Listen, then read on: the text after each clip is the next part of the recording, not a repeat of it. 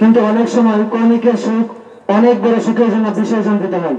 সামনে আগামীতে নির্বাচন হবে, দেখা যাচ্ছে আমরা কিছু কিছু অর্থের বিনিময়ে সামান্য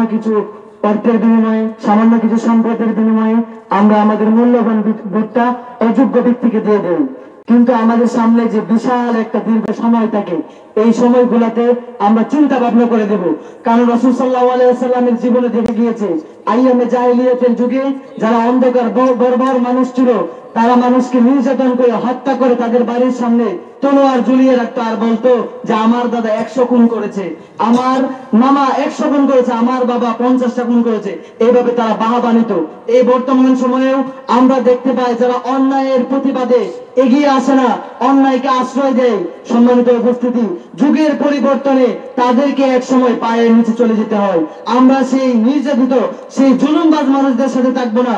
আমরা যারা মানুষের মাঝে থাকতে চাই, ইসলামের কল্যাণে আগাতে চাই, যারা জনমানুষের মাঝে সবসময় কাজ করতে চাই, আমরা সেই সকল ইসলামী প্রিয় মানুষদেরকে ইনশাআল্লাহ সাপোর্ট দেব।